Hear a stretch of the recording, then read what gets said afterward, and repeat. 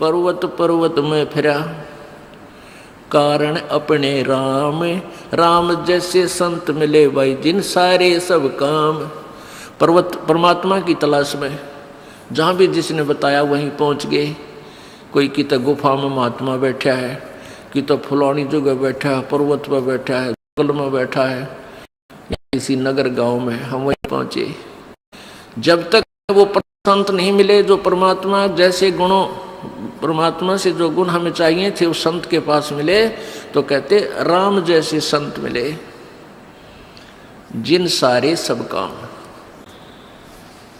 अब देखो, आपको प्रमाण देते हैं ये कितने अनाड़ी थे, जिनको ऋषि महर्षि कहा करते थे। देवताओं के गुरु बृहस्पति जी, देवताओं के गुरु बृहस्पति जी, इन ब्रह्मा विष्णु महेश्वर के भी सबके गुरु बृहस्पति जी। अब वो बृहस्पति जी के बोल देख सुनाता हूँ आपको, वो के जाने थे, कितना ज्ञान था उनको, और वेदों के ज्ञाता को वहाँ में। ये देखिएगा श्रीमद् देवी भागवत, यानी देवी पुराण, दुर्गा पुराण, इसमें 282 और 83 पृष्ठ पे बृहस्पति जी के विचार। ये देखिए 5वां स्कंद, ये कहाँ से प्रकाशित है ये सारे दिखाते हैं। श्रीमद् देवी भागवत, संपादक हनुमान प्रसाद पोदार, चिमन लाल गोस्वामी, प्रकाशक में मुद्रक हैं गीता प्रेस गोरखपुर, गोविंद भवन कार्यालय कोलकाता का संस्थान। इसके 5वें स्कंद में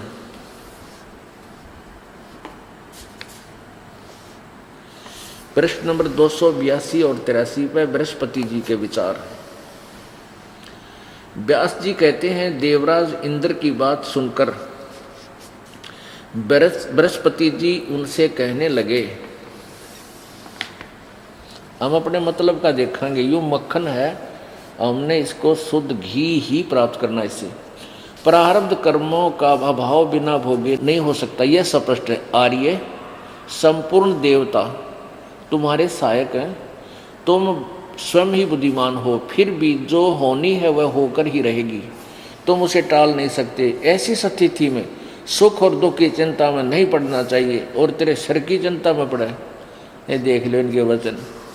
महाभाग, सुख और दुख तो दोनों कर्म से पुण्य और पाप के अक्षय के सूचक हैं, कि दुख आवा है तो तेरा पाप घटने लाग रहे हैं, और सुख है तो तेरे पुण्य घटने लाग रहे हैं। अक्षय माने नाश, पुण्य और पाप का क्षय, क्षय माने नाश।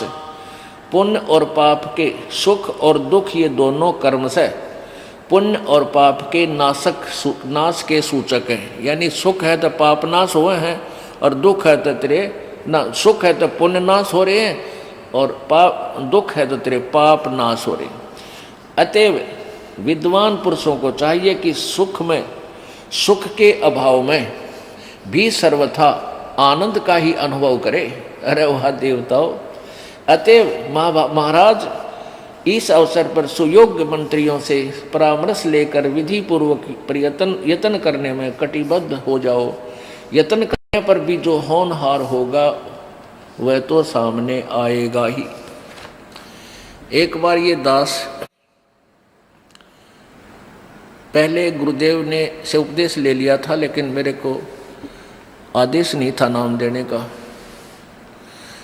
तो ऐसे इस क्षेत्र में कोई भी इस दास के अतिरिक्त और कोई साथी नहीं था, मेरे गुरु भाई नहीं था।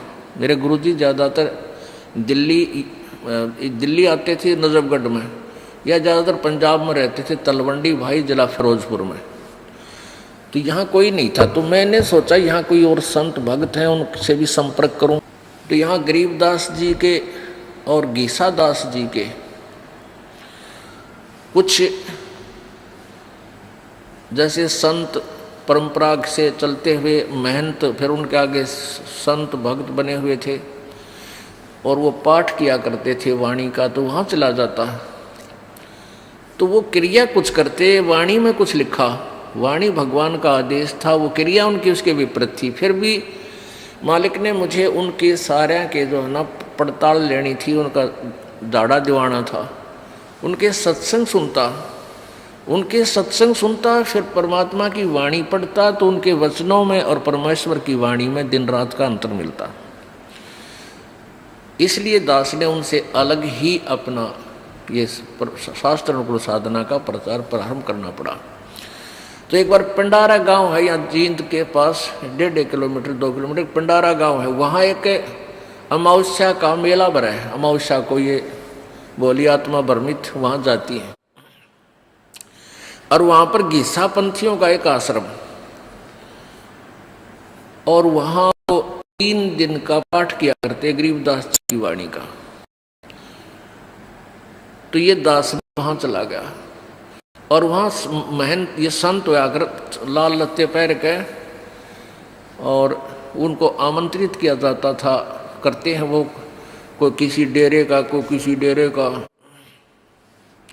तो उनको बुला रखा। और वहाँ पर 100-150 आदमी भी भगत भी जा रहे श्रोता। तो उनमें से एक जो है ना, पहले तो संस्कृत बोल रहे हैं और फिर वचन करे, तो सारे के सारे जो श्रोता थे वो जो कहने लगे भाई महात्मा तो यो पड़ा है। तो वो क्या करे, वो क्या कह रहा था कि भाई ये दुख और सुख तो मन मानने के होते हैं, मान ले तो सुख है, नहीं तो मान ले तो दुख है। और इसलिए दुख क्यों होता है कि हम अपने आप को एक जीव समझते हैं, हम अपने आप को शरीर मान रहे हैं, और इसलिए हम शरीर को कोई दुख होता है तो हम दुखी हो जाते हैं। हमने मान लेना चाहिए कि हम शरीर नहीं है, क्योंकि हम तो आत्मा है, आत्मा को कोई कष्ट नहीं होता, ये तो अजर अमर है, सुख दुख से नहीं है। ये बोले श्रद्धालुओं ने तो भाई कोई कह दे भाई अच्छी लगे भगवान की चर्चा, तो उसकी तरफ वो जो बोला, जब सारे ताड़ी पीटे, तो दूसरे जो और 5-4 वक्तारे थे वह फ्यूज हो गए उसके आगे। अब जैसे एक रात को सत्संग करते थे, प्रथम रात्रि न करा, तो दूसरी रात्रि ने भी उसका नंबर आया, तो सारे चौकस हो गए सुनने के लिए। तो क्या कह रहा है कि भाई दुख तो शरीर को तम तत् से परिचित नहीं है। मैं एक बार चला जा रहा था, एक व्यक्ति बैठा बैठा रो रहा था, उसके पैर में पीड़ा थी, घुटने में पीड़ा थी। मैंने उसको ज्ञान दिया कि तू तो आत्मा है। अरे आत्मा को पीड़ा थोड़ी है, तो शरीर के है, तो शरीर को पीड़ा है, तू अपने आप को आत्मा समझ, तुझे कोई पीड़ा नहीं होगी। उसको कोई पीड़ा नहीं रही और वो खुद सुख हो गया। आत्म तत्व। अब तीसरे दिन दूसरी रात को, अगले तीसरे दिन तो भोग लग जाता था। पहले दिन उसने ये गप्पे मारे, दूसरे दिन भी ऐसे उसी रात ने, तो उसका जब वो 1:30 बजे तक तो सत्संग होया, वो बीच में उठ के अपने कमरे में चला गया, अलग से उनका आसन दे रखा था।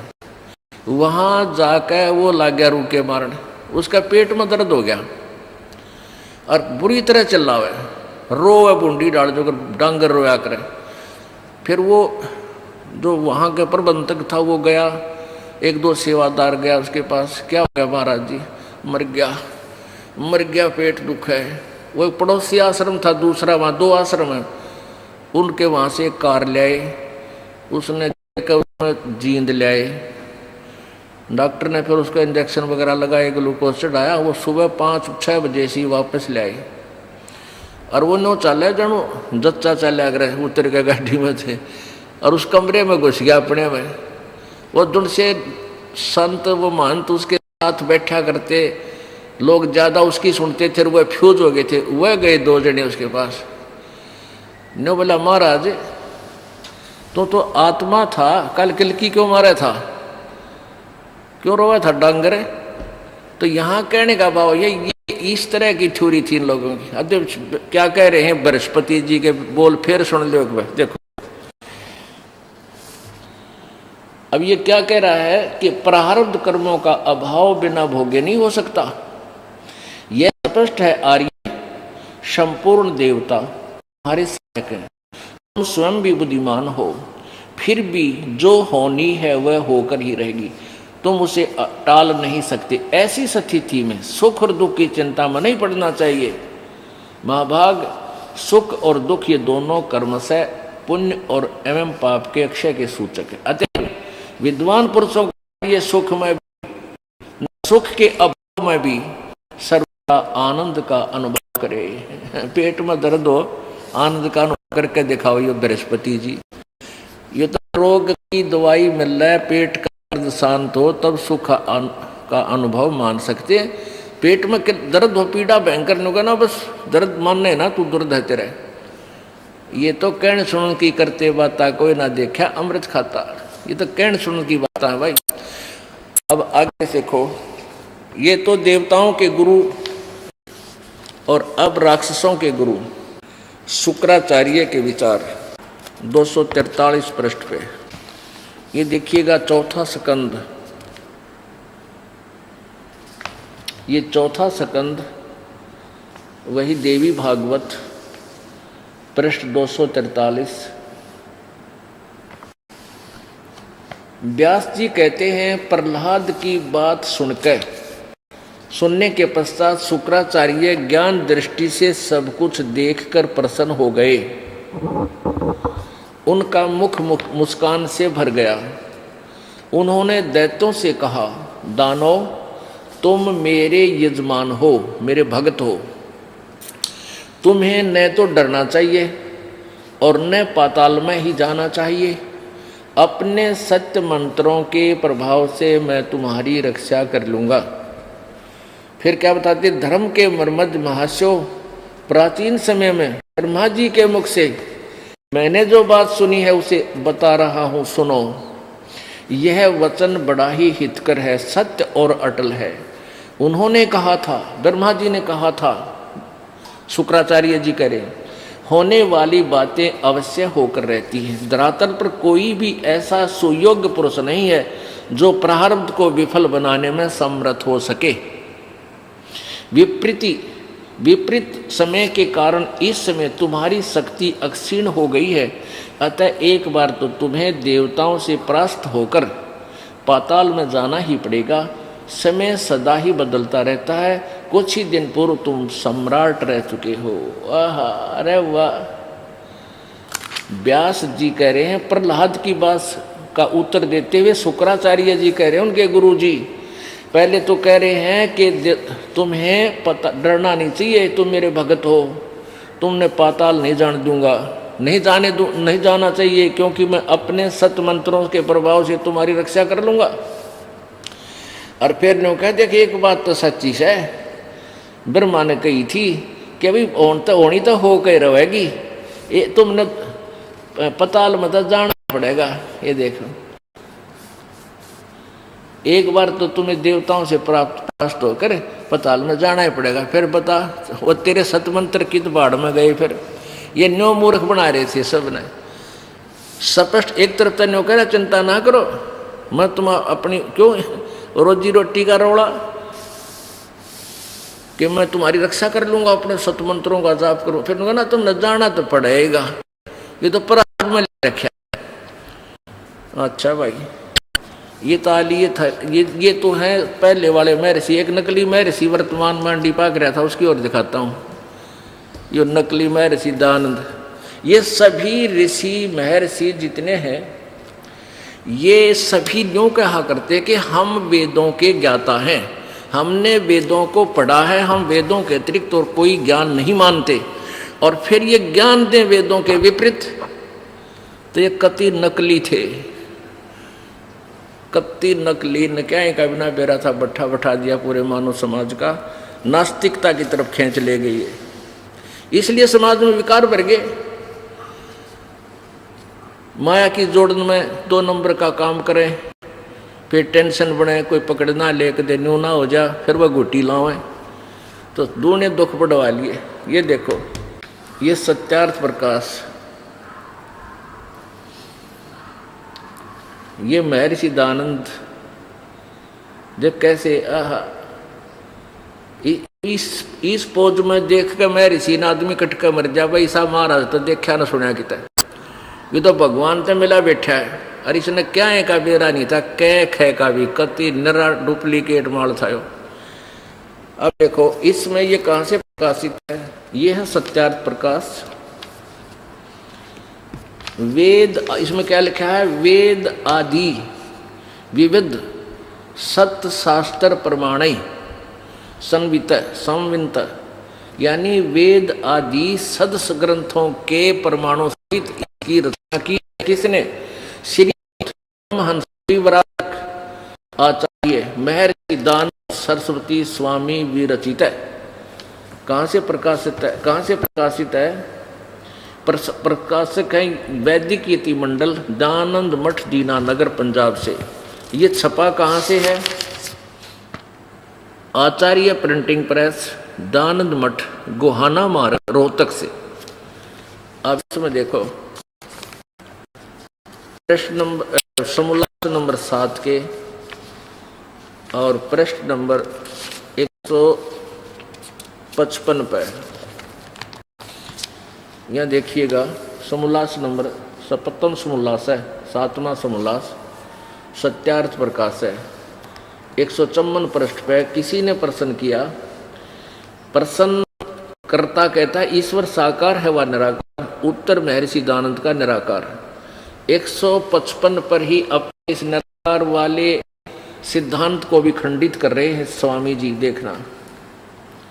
किसी ने पूछा, प्रश्न किया कि परमेश्वर की स्तुति प्रार्थना उपासना करनी चाहिए व नहीं। अब उत्तर स्वामी जी का, करनी चाहिए। प्रश्न, क्या स्तुति आदि करने से ईश्वर अपना नियम छोड़कर स्तुति प्रार्थना करने वाले का पाप छुड़ाएगा, पाप नाश कर देगा? स्वामी जी कहते नहीं। तो फिर स्तुति प्रार्थना क्यों करना? अब वो प्रश्न कर सही कह रहा है, फिर प्रार्थना स्तुति का क्या करेंगे करके? तो स्वामी जी क्या उत्तर देते हैं, उनके करने का फल और ही है, अन्य ही है। प्रश्न क्या है? उत्तर, स्तुति से ईश्वर में प्रीति, उस गुण कर्म स्वभाव से अपने गुण कर्म स्वभाव का सुधरना, निरभिमानता, उत्साह और साहे का मिलना, और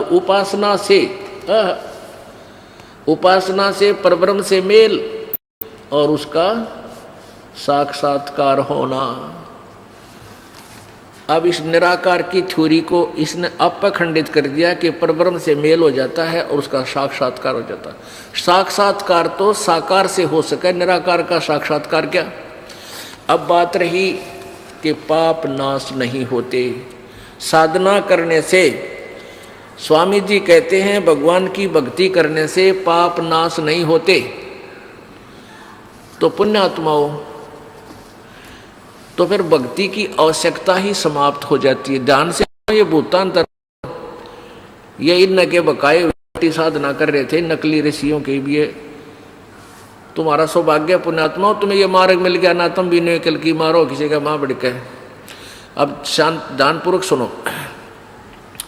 अब जैसे स्वामी दानंद जी का विधान और अन्य जितने भी और गुरु आपने सुना, इनका अपनी सोच है, क्योंकि इनके पास वो मंत्र साधना नहीं थी जिसने पाप नाश हो सकता, जो वेदों में प्रमाण है। अब स्वामी जी दानंद जी कह रहे हैं कि उपासना भक्ति से, भगवान की भक्ति से, उपासना से पाप नहीं कट सकते, पाप नाश नहीं हो सकते। तो क्या ये भक्त, क्या ये ऋषि हो सकता है जो ऐसे विचार रखता है? जैसे कोई उसने बहुत बड़ा बोल लाख्या है वैद का, उससे मिलता है और कहता है, पूछता है क्या औषधि खाने से रोग नाश हो सकता है? और वो उत्तर देता है सामने वाला कि नहीं, औषधि खाने से रोग नहीं कट सकता। तो प्रश्न करता कहीं फिर औषधि किस लिए खावा भाई जब रोग ना कटे? वो उत्तर देवे कि औषधि खाने से तू पहलवान बन जाएगा, रोग नहीं कटे। तो भाई क्या वो वैद है? होता कति डुप्लीकेट आदमी है, डुप्लीकेट। उसने पता ही नहीं कह खे का भी, ऐसी थ्योरी। और कोई ये कहे, बोर्ड लगा रखा है साबुन विक्रेता थोक का, और उससे कोई पूछे भी साबुन का तू बड़ा जानकार है, क्या साबुन कपड़े का मैल छुड़ा देगा? और वो ने होगा नहीं, कपड़े का मैल नहीं छुड़ा सकता साबुन। तो वो फिर भाई साबुन का फायदा क्या है?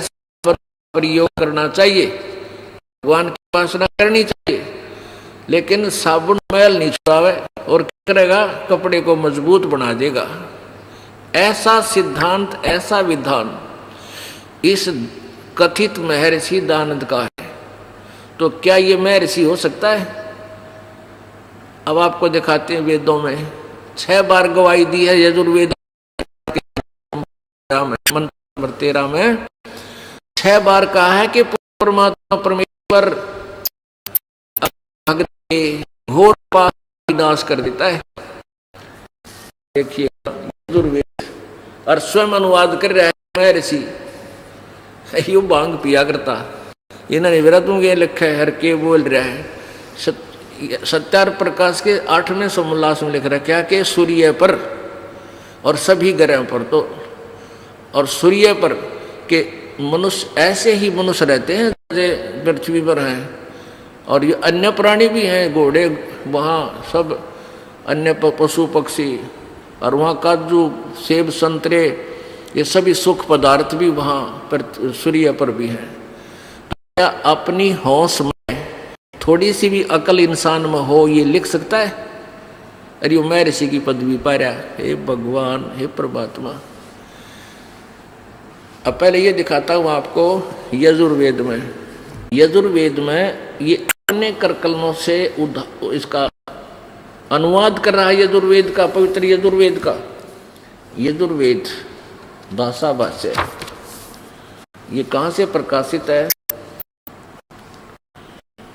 प्रकाशक सादेश आर्य प्रतिनिधि सभा 2/5 महर्षि दानंद भवन, रामलीला मैदान, नई दिल्ली से। यजुर्वेद आर्य भाषा भाष्य संपूर्ण 40 अध्याय महर्षि दानंद सरस्वती कृत, यानी इनका अनुवाद किया महर्षि ने। ये लेखक नहीं है वेदों का, ये केवल अनुवाद करता है। और ये सब कहाँ से छपा है? मुद्रक है Prince offset printers, 1510 Pataudi house, Daryaganj, नई दिल्ली से। देखियो 8वां अध्याय 241 पृष्ठ पे, और ये 13वां मंत्र है। देव कर्तस्य अनस्य अवजनम असि, मनुष्य कर्तस्य अवजनम अनस्य अवजनम असि, पितर कर्तस्य अनस्य अवजनम असि, आत्म कर्तस्य अनस्य अवजनम असि। यानी इसमें 6 बार लिखा है अनस्य अनस्य, ओहो अनस्य अनस्य, ये इसका अनुवाद यहाँ कर रखा है। इन्होंने किया स्वामी जी ने 242 पृष्ठ पर। हे सबके उपकार करने वाले मित्र आप। अब देखो इसने केस काम बिगाड़ रखे, यहाँ परमेश्वर लिखना चाहिए था। अब इसने पहले तो सत्यार्थ प्रकाश लिखकर समाज में भेज दिया अपना अनुभव, ये लास्ट में लगा फिर अनुवाद करने। अब इसने थोड़ी बहुत उतर रही होगी भांग, तो इसने फिर बदल कर दिया। यहाँ पर परमेश्वर ना लिख कर मित्र लिख दिया, पढ़ने वाला नहीं सोचेगा ये कोई मित्र के बारे में लिख रखा। चलो आगे देखते हैं। और मित्र का ये स्वयं अर्थ बता रहे हैं कि परमात्मा सबका साथी, सच्चा साथी होने से परमेश्वर का नाम मित्र होता है। ये देखिए, ये इन्हीं के द्वारा सत्य प्रकाश इनका अपना अनुभव है। इसमें इन्होंने परमात्मा के नामों का विवेचन किया है। यहां देखो, ये प्रथम समोल्लास सत्यार्थ प्रकाश पृष्ठ 18 पे, वही सत्यार्थ प्रकाश है जो रोहतक से प्रकाशित है। जो सबसे स्नेह करे, सबको प्रीति करने योग्य है, वह परमेश्वर सबका सच्चा मित्र है। इससे परमेश्वर का नाम मित्र है। तो हमने यहाँ इनके मित्र की जगह हमने परमेश्वर लगा लेना है, बस इतनी सी बात है। ये देखिएगा, हे सबके उपकार करने वाले मित्र यानी परमेश्वर, आप देव कर्तस्य दान देने वाले के, एनस्य माने अपराध, अपराध कहो चाहे पाप को, देखो इसने अनुवाद, एनस्य माने पाप, पाप कहो, अपराध कहो, अधर्म कहो। एनस्य का अर्थ है अपराध के, अवजनम माने नाश करने वाले हो, छुड़ाने वाले हो। और मनुष्य कर्तस्य साधारण मनुष्यों के किए हुए, एनस्य माने अपराध के यानी पाप के, विनाश करने वाले हो, असी माने हो। पितृ कर्तस्य पिता के किए हुए, विरोधाचरणी, एनस्य माने अपराध के, इन्होंने विरोधाचरण के लिखा है। अवजनम माने नाश करने वाले, हरने वाले हो। आत्म कर्तस्य अपने किए हुए, से पाप के यानी कोई स्वयं भी कोई साधक करता है तो उसका बाप करे चाहे माँ करे, जो जिसे करेगा वैसे ही उसको वो उसका वो पाप नाश हो जाएगा। एनस्य माने पाप के दूर करने वाले हो। एनस्य अनस्य ओ अधर्म के, अधर्म के, अधर्म के, अधर्म माने घोर पाप के नाश करने वाले हो। जानता हुआ मैं जो कुछ भी धर्म आचरण अधर्म आचरण किया करता हूँ वा करूँ, अनजान में जो कुछ भी किया करता हूँ या करूँ, उससे सब के दुष्ट आचरण नहीं, एनस्य माने पाप के, अवजन माने दूर करने वाले या नाश करने वाले हैं परमात्मा। अब ये है परमात्मा का विधान। वेदों में प्रभु की महिमा लिखी है, परमेश्वर की, परमात्मा के गुण लिखे हैं, और गुणों में लिखा है परमात्मा पाप नाश कर देता है। और ये नकली ऋषि,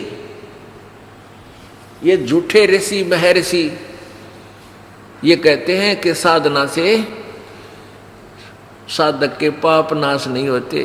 अरे फिट्टे मुंह थारे। निरंजन धन तेरा दरबार, निरंजन धन तेरा दरबार, जहाँ पर तनिक न न्याय विचार। निरंजन धन तेरा दरबार, निरंजन धन तेरा दरबार, जहाँ पर तनिक न्याय विचार। भाई वैश्या उड़े मुल मुल खासा, गल मोतियों के आर। वैश्या उड़े मुल मुल खासा, गल मोतियों के हार। पतिव्रता को मिले न खादी व सूखा निरस आहार। निरंजन धन तेरा दरबार, निरंजन धन तेरा दरबार, जहाँ पर तनिक न न्याय विचार। जहाँ पर भाई पाखंडिया की पूजा जग में, संत को कहें लबाड़। पाखंडी की पूजा जग में, संत को कहें लबाड़।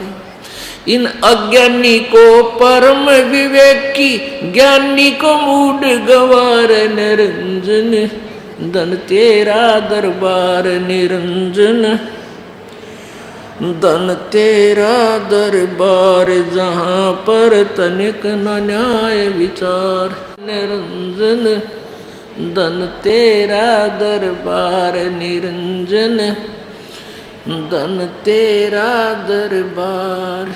कह कबीर सुनो भाई साधो, या सब उल्टा व्यवहार। कह कबीर सुनो भाई साधो, या सब उल्टा व्यवहार।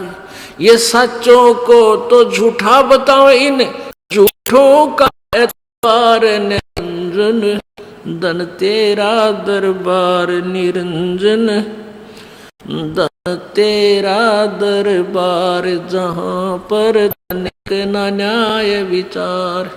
कह कबीर सुनो भाई साधो, यहाँ सब उल्टा व्यवहार। कहे कबीर सुनो भाई साधो, सब उल्टा व्यवहार। सच्चों को तो ये झूठा बतावे, इन झूठों का एतबार निरंजन।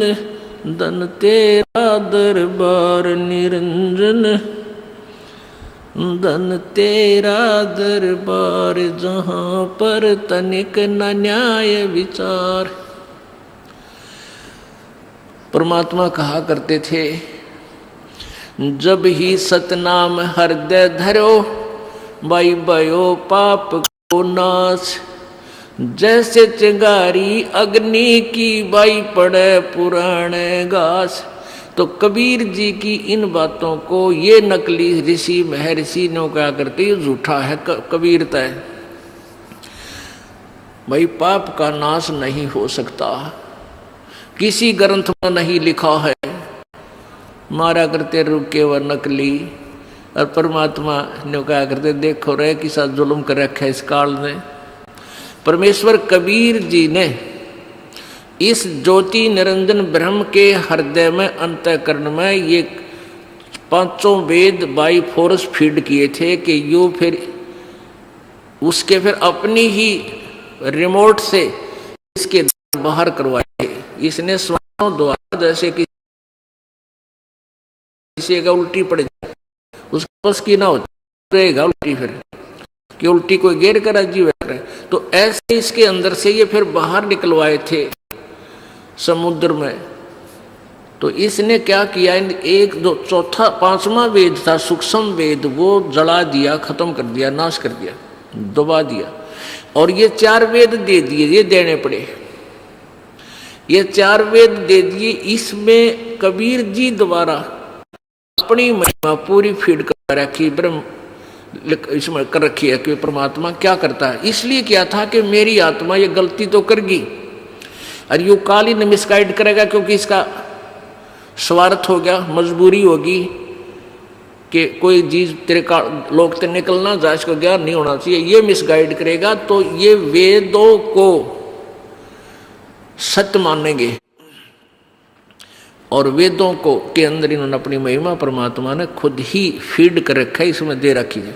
तो ये वेद जो है ये गॉड गिवन है उस परमेश्वर कबीर जी द्वारा इसके हृदय में, और फिर काल ने आगे ये वेद ज्यों के त्यों अपने पुत्र ब्रह्मा को दे रखे थे।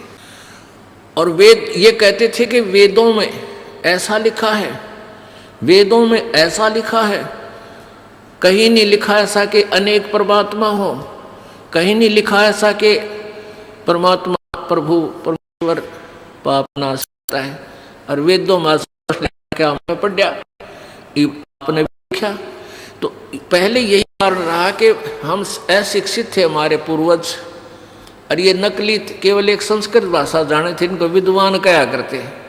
यजुर्वेद अध्याय नंबर 40 के श्लोक नंबर 10 में बताया, 10 से 13 में 2 बार लिखा है कि परमात्मा की वास्तविक जानकारी तो तत्वदर्शी संत ही बता सकता है, यानी वो वेद ज्ञान से न्यारा है, और वो संत भी कोई और है।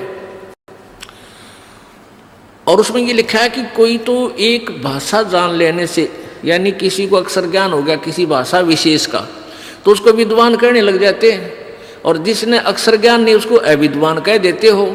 विद्वान और अविद्वान की परिभाषा भी वो तत्वदर्शी संत बताओगा।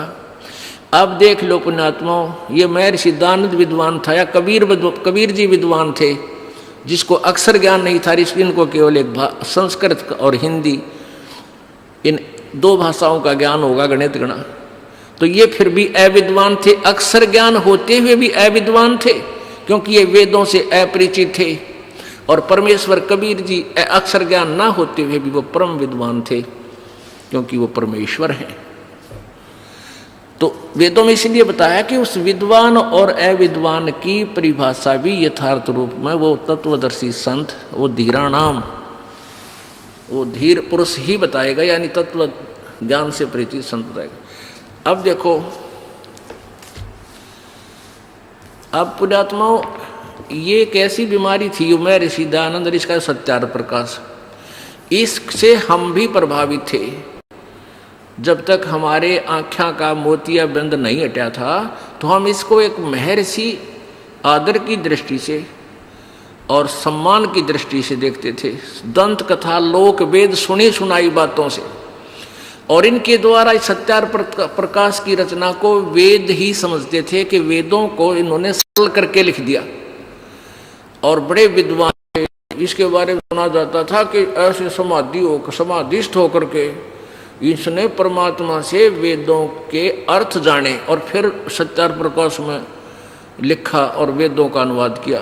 इसने कह का बिना बेरा था वेदों के बारे में। सत्यार प्रकाश में क्या लिखा इसने, भांग पीने वाले ने, कि सूर्य पर मनुष्य रहते हैं। पहले तो ये दिखाऊं, यो भांग पिया करता है। ये देखो आत्मकथा, ये है दानंद सरस्वती आत्मकथा, वैदिक पुस्तकालय। इसने अपनी कथा आप लिख कर दी थी, ये प्रकाशित करवाई गई है। वैदिक पुस्तकालय, दानंद आश्रम, केसरगंज, अजमेर तय। मुद्रक है वैदिक यंत्रालय, केसरगंज, अजमेर। प्रकाशक है वैदिक पुस्तकालय, केसरगंज, अजमेर। अब देखो इसने खुद लिख कर दिया है एक जगह इसमें। ये देखो 12 पृष्ठ पे, 22 पृष्ठ पे आत्मकथा। तत्पश्चात जिस वस्तु की खोज में था उसके अर्थ उसके लिए आगे को चल दिया। और आसूद सुदी 2 संवत 1913 यानी 1856, जो 1857 में हुआ था वो स्वतंत्रता संग्राम बतावे हैं, तो यो तो भांग पिए पड़ा था 1856 में। किसका वीर था? सुदी संवत 1913 यानी 1856 को दुर्गा कुंड के मंदिर पर जो चंडालगढ़ में है पहुंचा, वहां 10 दिन व्यतीत किए। वहां मैंने चावल खाने सर्वथा छोड़ दिए और केवल दूध पर अपना निर्वाह करके दिन रात योग विद्या के अध्ययन और अभ्यास में तत्पर रहा। दुर्भाग्यवश वहां मुझे एक बड़ा दोष लग गया, अर्थात भांग पीने का स्वभाव हो गया। सो कई बार उसके प्रभाव से मैं सर्वथा बेसुध हो जाया करता। अरे वाह महर्षि, खा लिया खून तुमने। अब देख कितना मूर्ख बना रहा है। क्या मैंने वहां चावल तक खाने छोड़ दिए और भांग पीने लग गया। अन्यों के योग अभ्यास में तत्पर रहता था, बड़ा ध्यान लगाया करता, तो भांग पिया फिर बेसुध हो जाया करता। इसकी कोई सी थ्योरी जो चढ़की है, इसका जो बोल रहा है, ये भांग पीता रहा आखिरी सांस तक। अब इसके जो अनुयायी हैं, इसकी इन उत्पन्ना पर माटी डालने के लिए कहते हैं न, बाद में छोड़ दी थी। अरे साधना का पीवे, ये आपने नाम ले रखा है, साधना शुरू कर दी और आप फिर बीच में भांग पीओ हो, शराब पीने लगे, बीड़ी पीने लगे, तो आपकी साधना कहाँ रहेगी? आपका तो नाम खंड हो गया, आप तो भक्ति रहित हो चुके हो। बताओ, नो का फिर छोड़ दी थी, फिर तो आप पे छूट गई, मेरे बात से करा कि किसी योनि में धक्के खा रहा होगा। अब इसने सत्यार्थ प्रकाश लिखा, तब भी ये भांग पीता था। ये प्रमाणित करता है, ये दास करके दिखाओगा आपको। अपने आत्मा, पहली बात तो ये देखो, जब किसी ने पूछा कि परमात्मा की उपासना से क्या पाप नाश हो सकते हैं, और वो नौकर नहीं, उपासना से पाप नाश नहीं होते और उपासना करनी चाहिए। कोई कहे कि साबुन लगाने से साबुन से मैल छूट जाएगा, तो साबुन विक्रेता बना हुआ नकली वो यूं कहे कि साबुन तो लगाना चाहिए पर साबुन तो मैल तो ना कटे, तो क्या वो उसमें है? जरूर कोई नशे में बैठा ना, ये बातों को बोल ले नहीं सकता। साबुन लाने की सलाह दे और फिर नु कहे साबुन तो मैल नहीं कटे, कहते कति बोली बूझ मेंटल, और या कति नशे में बैठा नो गुड्ढो कति टोन होया, इस तरह की बातें वो बोल सकता है। न एक महर्षि ये शब्द कह दे, और ये भाषा इसकी है। और फिर सूर्य पर किशन पूछा है, सूर्य पे, चांद पे, इन ग्रहों पे क्या वहाँ भी मनुष्य की तरह, पृथ्वी की तरह सृष्टि है? वहाँ भी है। ऐसे मनुष्य हैं, ऐसे वहाँ सारे पदार्थ हैं, काजू किस्मत सेब संतरे। क्या इन वेदों को वहाँ भी पढ़ा जाता है ऋषि जी? हाँ, इन वेदों को सूर्य में पढ़ते हैं। ये देखो, दिखाता हूँ,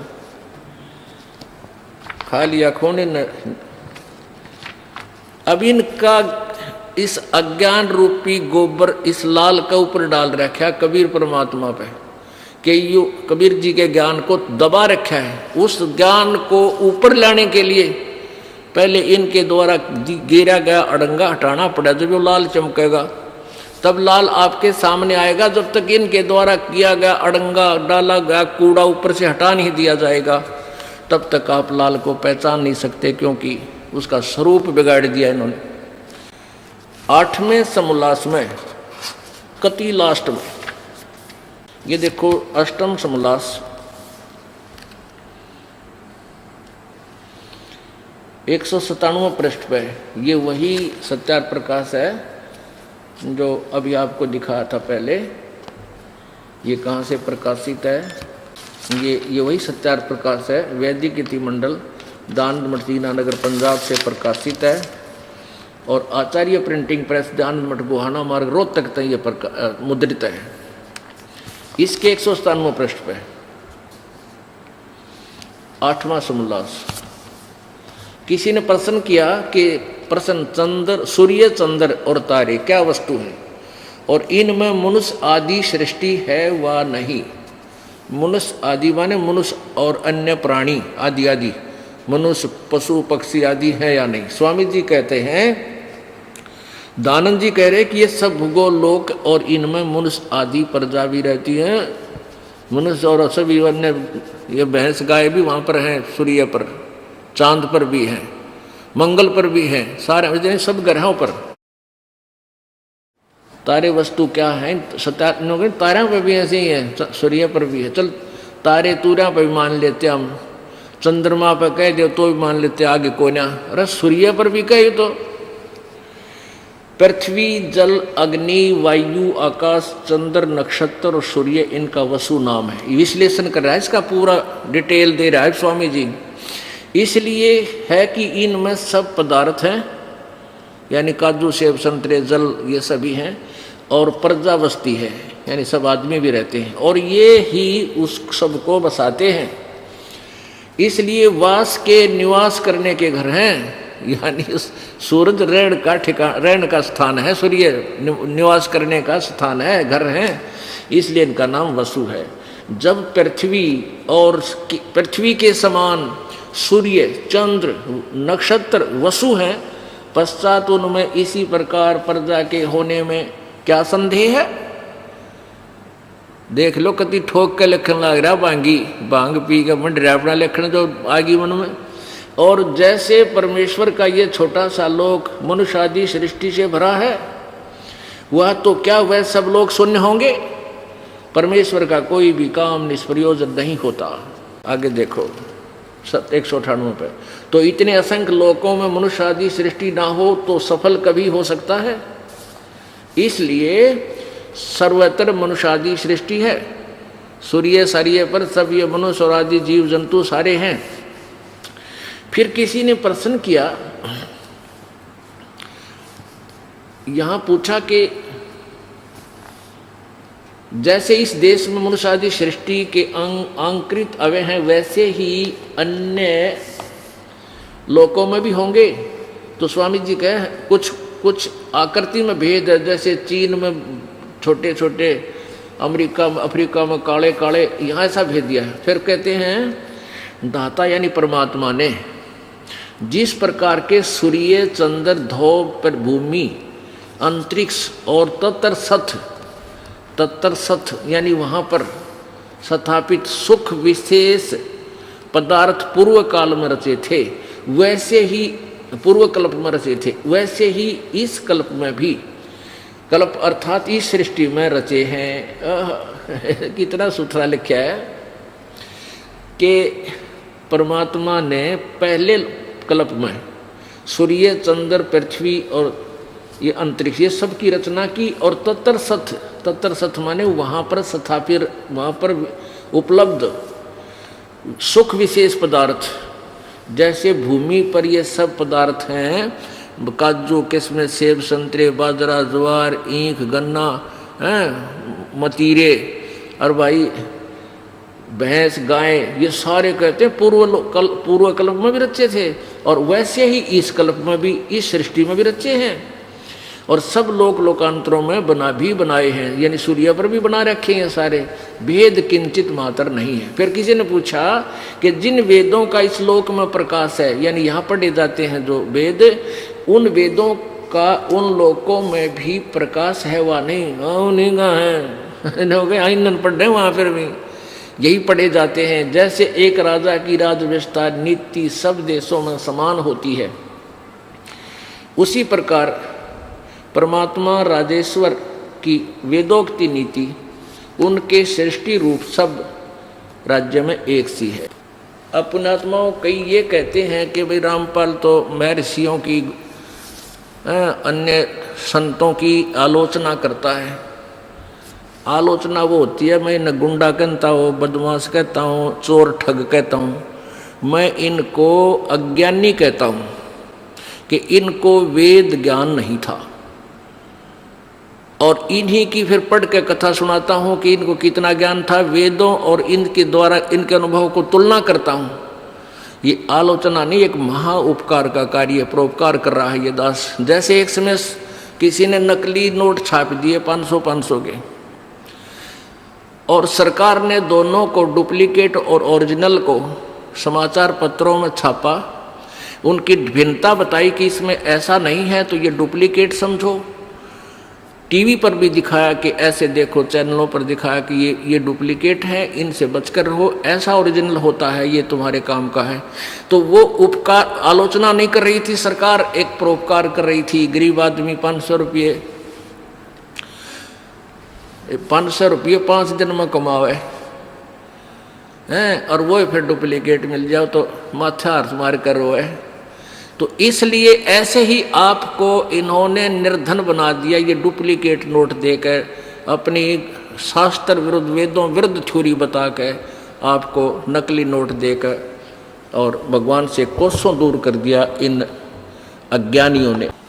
और ये दास क्या करता है कि आपको ओरिजिनल नोट अर्थात पवित्र वेद और गीता जी, और ये डुप्लीकेट नोट इन संतों और ऋषियों के विचार, जैसे अभी आपने श्री देवी भागवत में पढ़ा था, इन देवताओं और राक्षसों के गुरुओं की अपनी जो सोच, अनुभव, उसमें भी उन्होंने यही कह रखा था कि भी पाप यानी प्रारब्ध नाश नहीं होते। परमात्मा यही कहा करते थे, दुख धुंध उपाद में जीव बंधे, समर्थ की नहीं उपासा है। अब क्या बताते हैं कि इस जीव दुख द्वंद उपाद में जीव बंधे, समर्थ की नहीं उपासा है। अपनात्मो, इस काल ने ऐसा जुल्म क्यों किया हमारे साथ? इसलिए करना पड़ा कि कहीं इस जीव को परमेश्वर का ज्ञान ना हो जा, और यदि इसको सतलोक का पता लग गया, ये सारे भाग जाएंगे यहाँ से। अब कौन पीछे रहेगा? जब आपको ये पूरा विश्वास हो जाएगा कि कोई स्थान ऐसा है जहाँ जाने के बाद कभी नहीं मरते, तो कौन पीछे रहेगा? कति बौड़ी बूझ। एक समय एक भगत को यह दास समझावा था, और वो ठीक सतीथी थी, 2 पैसे समय पर मिल रहे थे, अच्छी कार कोठी थी, समझा रहा था, ये सतलोक का ज्ञान बताऊं था, तो अच्छा ध्यान से सुनता नजर आया था। काफ़ी देर, कोई घंटे सुनता रहा, सृष्टि रचना सुनाई। तो वो कहने लगा कि आपकी बात सुनो हो जब तक बहुत बढ़िया लगती है, पर आज से पहले किसी ने नहीं बताई ये बात, तो मेरे दचती भी को नहीं, मेरे कोई खास यकीन सा भी नहीं हो रहा, क्योंकि आज तक किसी दूसरे ने इसका समर्थन कराया नहीं। और आप जो बात बता रही है सारी न्यू लागे, बस सचमुच यहाँ तो सह तो बेगन है, बहुत दुखी दुख है। फिर न्यू कहने लगा, मैं इस आदमी हूँ जिस काम पर लग गया करूँ उसको सिर चढ़ाया करूँ, चाहे मैंने कुछ भी करना पड़ जाए। और मैं यो काम करूं को नहीं, आप नाम ना लूं। मैं क्यों कि मैं पक्का धुन का आदमी हूं, मैं लाग गया तो इस काम ने पूरा करूंगा, और मैं कहीं अकेला पहुंच जाऊं वहां कोई भी ना पाओ, मेरा जी ना लगे। नो बोला मैं ना जो नाम लूं आप आड़ा। मैं बोला भाई यहाँ तू कल न गधा बन जाएगा, कुत्ता बन जाएगा, तब के जी लगेगा। नो बोला यहाँ आपस में घूमते फिरते तो दिखे जाएंगे, जी लग गया रहेगा। अरे ठीक सुमत है, यही ठीक हूँ। अब उसकी ये कहना भी कुछ हद तक ठीक था कि भी आज तक किसी नहीं बताई ये बात, भाई कोई और स्थान है जहाँ जन्म मृत्यु होती है, नीना बुढ़ा होता। और यह काम तो यूं करण का है, लेकिन करने का काम उस समय जब इस पर विश्वास हो जाएगा कि सचमुच यह कथा सच्ची है, और इसकी साची के लिए दास कसर नहीं छोड़ा। आपको 6 गवाह पेश करेगा ये दास कि किन किन महापुरुषों ने उस स्थान को देखा और आके बताया। बाकी इन अनाड़ियाँ की थ्योरी तो आपने पढ़ ली, अज्ञानियों की, इन वेदाओं का ना बेरा ये बताओगे कितने सतलोक ने। इनकी थ्योरी तो इससे अपरिचित इसलिए करा रहा है कि जब इनके द्वारा दिए गए ज्ञान पर आप आधारित हो तो ईब आपको पता लग गया तो कति नकली थे, वेदों के विरुद्ध बताओ थे। तो वो अब एक और हमें सपोर्ट मिलेगा, समर्थन मिलेगा उन महापुरुषों की वाणी को समझने में कि वो जो कह रहे हैं वो सच्ची कह रहे हैं। उन्होंने यही बताया था पाप नाश होंगे, यानी जब तक पाप नाश नहीं हुए तो अपराधी रह गया। अपराधी आदमी फिर कैसे वहाँ पहुँचेगा? पहले पाप नाश होंगे, आपको मांझ दो के स्वच्छ करेंगे प्रभु। और जैसे अनजानपने में बालक, छोटा सा बच्चा टट्टी पेशाब कर लेता है और हाथ पैर मार कर सारे शरीर पर भी ला लेता है उसको, अपने टट्टी को, और माता आती है उसको, वो बच्चा दिखाई देता है और टट्टी दिखाई ना देती। उन्हें ठावेगी, धोएगी, खूब अच्छी तरह उसके कपड़े धोएगी, नुहावेगी, और फिर नए कपड़े पर आकर सीने कहलावेगी, दूध पियावेगी। तो आज हम गलती से जितने भी जो पाप हमारे से हो चुके हैं उसमें सने पड़े हैं। अब परमात्मा रूपी माता आवेगी, यानी भेज दिया यो दास, भेज दिया अपना नौकर नौकरानी, भेज दिया आपके मैल पाप धोने खातिर। तो फिर वो उतना ही प्यारे लगते हैं, उनको सबको साफ करके सत्संग रूपी जल से और राम नाम के कपड़े पहना कर यह सत भक्ति रूपी दूध आपको पिला के और मैच्योर बना जाएगा, सतलोक भेजा जाएगा। बोलो सतगुरुदेव।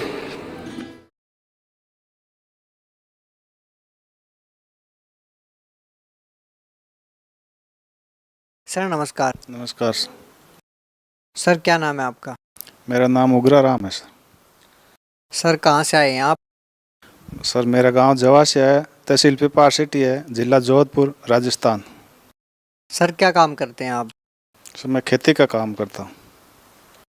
सर संत रामपाल जी महाराज की शरण में आने से पहले आप क्या भक्ति साधना करते थे? सर हम जन्म से ही मतलब हमारे पिताजी व सभी हनुमान जी की पूजा करते थे और हम भी हनुमान जी की करते थे। सर संत रामपाल जी महाराज की शरण में आने से पहले जो भक्ति आप करते थे उनसे आपको क्या लाभ मिला? सर उन साधनाओं से हमें लाभ तो कुछ नहीं हुआ, और हम सभी हमारे घर वाले करते थे तो हम भी हनुमान जी की साधना मतलब उनके देखा देख, और सब गांव वाले भी, सभी हनुमान जी का मंदिर है हमारे गांव के पास ही, तो मैं मंगलवार का व्रत भी करता था और हमें उनसे कुछ लाभ नहीं हुआ। मेरी ज़िंदगी में मुझे कभी कुछ लाभ नहीं दिख रहा था, और मैं जागरण भी दे रहता था। मैंने हनुमान जी के जहाँ भी मंदिर बनते थे या कोई होता तो मैं वहाँ पर दान भी दिया करता था, और मैं मतलब देवताओं में बहुत मतलब मेरी रुचि थी। और शंकर भगवान की जो भी है वो हमारा इष्ट देव तो हनुमान जी थे, लेकिन हम ज़्यादा मतलब हनुमान जी की पूजा करते थे, और दूसरे देवी देवताओं की भी मतलब जाते थे, मंदिरों में जाते थे, दान देते थे, लेकिन हमें उससे कोई लाभ नहीं हुआ। संत रामपाल जी महाराज की शरण में कैसे आए आप? संत रामपाल जी की शरण में सर हम ऐसे आए थे कि मैं मतलब मेरे कुछ एक बार क्या हुआ था कि मेरे पथरी की बीमारी हो गई थी। मैंने अस्पताल में सब दवाएं ली सी, मेरे उसके कुछ फ़र्क नहीं पड़ा था, और मैं बाद में किसी ने बोला कि बियर पिया करो, मतलब थोड़ा शराब पिया करो, उससे तेरी ये बीमारी चली जाएगी। तो सर मैंने वो बियर वगैरह सेवन करना वो दूसरों के कहने से शुरू कर दिया। तो उससे कुछ फ़र्क भी पड़ता, लेकिन वापस वो मतलब पथरी की बीमारी थी, वो वापस हो जाती थी 2-3 महीने बाद। फिर मैंने मतलब ये बात है 2001-2 की है, उस समय से मैंने ये नशा पता शुरू कर दिया, मतलब बीमारी के कारण किया था। फिर बाद में मैं मतलब ज़्यादा पीने लगे थे और कुछ दोस्तों की शरण में थे, तो मतलब ज़्यादा इसके आदी हो गए थे। और बाद में मैं अकेला भी पीने लग गया था और मतलब आर्थिक स्थिति भी ख़राब होने लग गई थी और बहुत ज़्यादा शराब पीने लगे, नशा बीड़ी सिगरेट सब मतलब शुरू कर दिया। तो एक बार क्या हुआ कि मैं मेरे गांव के पास ही एक कोई भगत जी थे, मुझे नहीं पता था कि ये भगत जी है या मैं, तो मैं उसके पास कोई काम गया था, कुछ पैसे का लेन देन था, वो गायें रखते थे, मेरे पास से चारा ले गए थे, उसके पास गए थे। तो उनके पास गया था, उनके पास एक सदगुरु रामपाल जी महाराज की फ़ोटो लगी थी। तो मैंने उससे पूछा, आया ये कौन से तुम्हारे है गुरु जी है? कि ये तो उसने बोला ये रामपाल जी महाराज है, मेरे गुरु है। और मैं क्यों ये कहाँ है? कि ये हरियाणा में है मतलब। और मैं वहाँ पर जैसे ही तंबाकू खाने लगा तो उसने बोला कि यहाँ तंबाकू नहीं खाना, मेरे गुरुजी का मना है। मैं क्या ऐसे गुरुजी, हमारे तो कोई संतों के पास जाते थे तो मना नहीं करते थे। क्या नहीं, हमारे गुरुजी का मना है। और उसने बोला कि तुम जी आपको भी ये छुड़वा देंगे, हम हमारे साथ चलो इशार। तो मैंने कहा ये कोई जर्दा है या शराब है, ये कोई छूटने की चीज़ें नहीं है, नशा तो हम तो आदी हो गए हैं। तो वो बोला कि छुड़वा देंगे आपको। मैं कि ठीक, देखेंगे कभी चलेंगे। वह तो उसी शाम वो मेरे घर आ गया, और मैंने चाय मतलब मेरी पत्नी ने चाय बनाई थी, तो चाय पी। और उसने बोला कि ये मतलब आपके ये मतलब भगत जी इतना नशा करते हैं, आपको अच्छा लगता है क्या?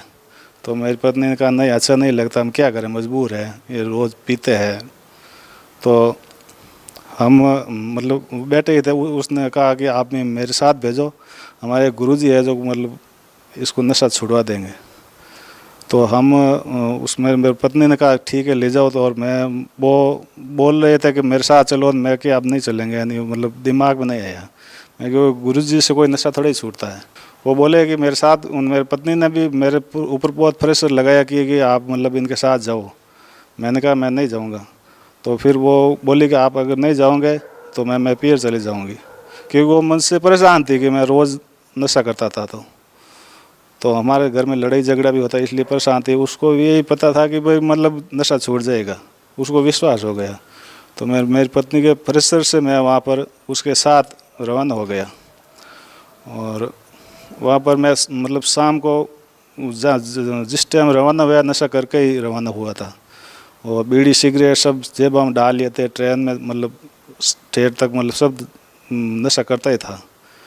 और जहाँ बरवाला स्टेशन में गए तो हमारे साथ कोई और भगत जी थे, उसने कहा आप नशा करते थे, और हम ट्रेन में भी देखा है, अभी इसको गिरा दो नीचा। और फिर बाद में आश्रम की बस आएगी, उस बस बैठना। ठीक है, मैंने तो सोचा कि अभी गिराना ही पड़ेगा, नहीं गिराएंगे तो ये बस में बैठने नहीं देंगे। तो मैंने वो जो जर्दा था, बीड़ी थी, सिगरेट थी, वो सब वहाँ पर स्टेशन बरवाला स्टेशन पर मैंने गिरा दिया नीचे। और फिर आश्रम में गए और आश्रम में घूमे, वहाँ पर भंडारा किया और बाद में मतलब वहाँ पर दंडवत प्रणाम किया मैंने। फिर नाम उद्देश का वो बोर्ड लगा था, बोर्ड के मतलब पढ़ा था जो नियम वगैरह है। तो मैंने सोचा ये नियम तो हमसे रहेगा ही नहीं, लेकिन फिर भी हमको तो नशा छोड़ना है, अगर छूट जाए तो ठीक है। मैंने वहाँ पर नाम वो बोर्ड पर पढ़ के नाम उद्देश ले लिया, और नाम उद्देश ले लिया। बाद में वहाँ पर वो जो मंत्र दिया था गुरुजी का, वो मंत्र पढ़ने लग गया।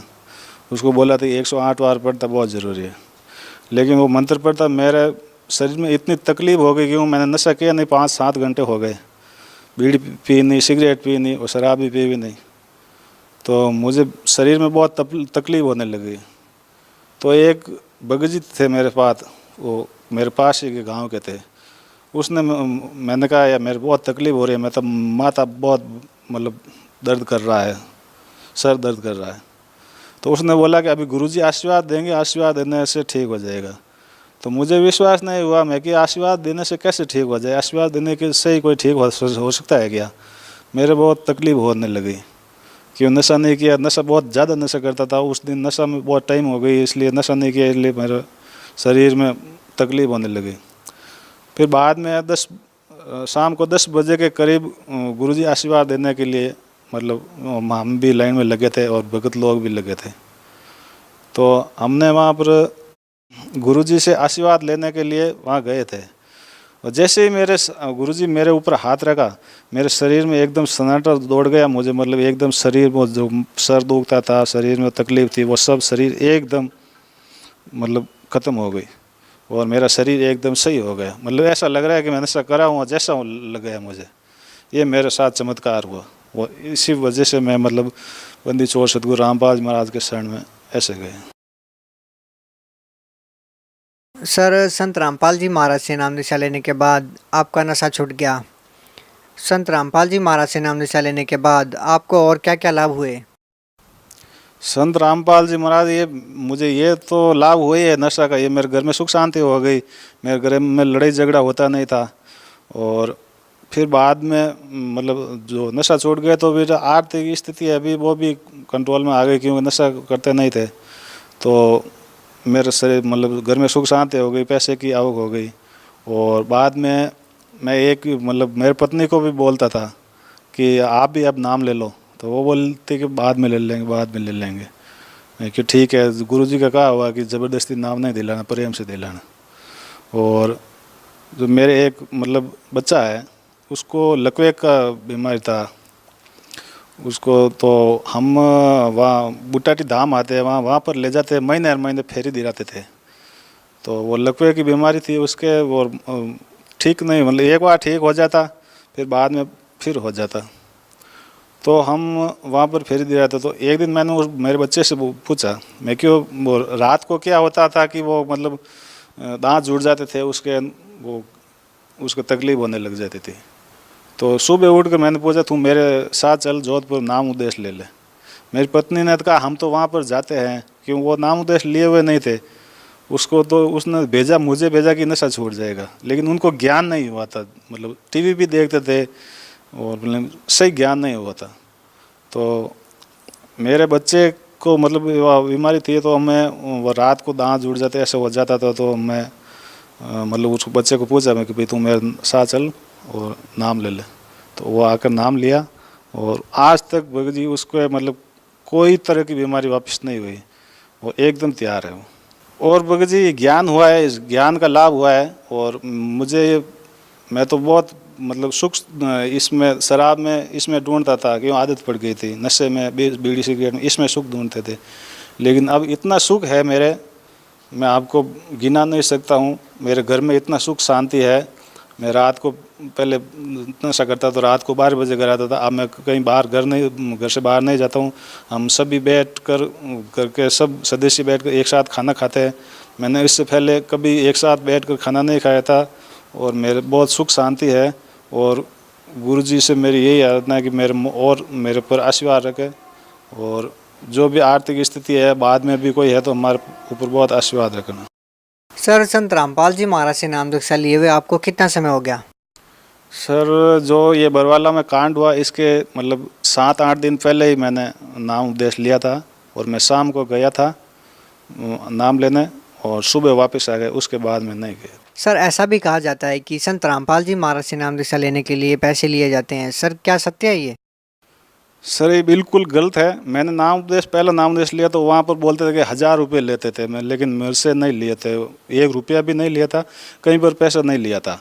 और बाद में जो सतनाम मिलता है उसका कहते हैं 10,000 रुपये लेते हैं, लेकिन मैंने तो वहाँ से सतनाम नहीं लिया, मैंने सतनाम बाद में जोधपुर में लिया। लेकिन अगर मतलब सच्चाई है, अगर मीडिया वालों की सच्चाई होती कि नाम पैसे लेते तो पहले तो पैसे मेरे से लेते थे, तो मुझे मतलब मेरे से पैसे नहीं लिए।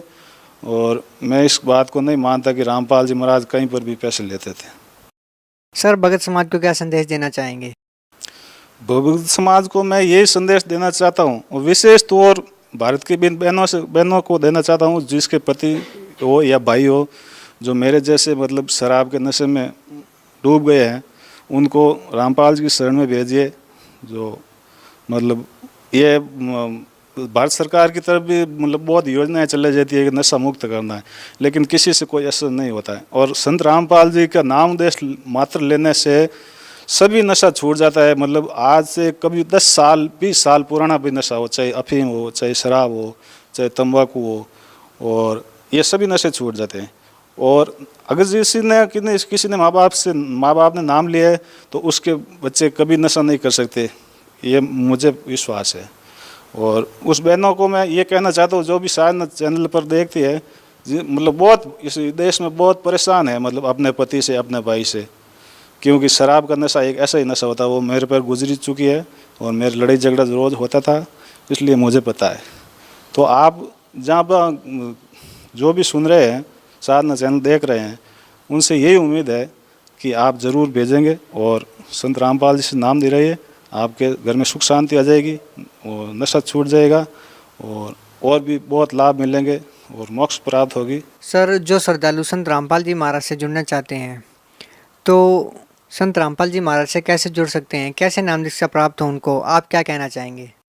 मैं उन श्रद्धालुओं को ये कहता हूँ कि साधना चैनल देखिए, इसके नीचे नंबर आते हैं और उस नंबरों से मतलब आप कांटेक्ट कर सकते हैं, ज्ञान गंगा किताब मंगा सकते हैं, और उनसे मतलब आप हर जगह संत रामपाल जी के भक्तों ने मतलब ऐसे नामदान केंद्र खोले रखे हैं, तो उनसे आप नामदान लीजिए और अपने ज़िंदगी में सुख शांति लाइए।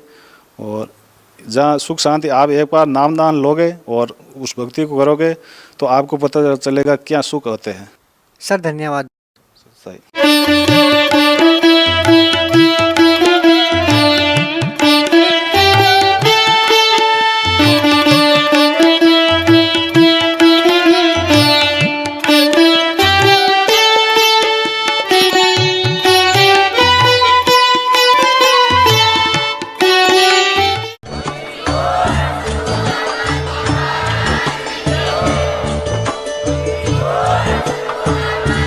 सत साहिब सभी भक्तों को।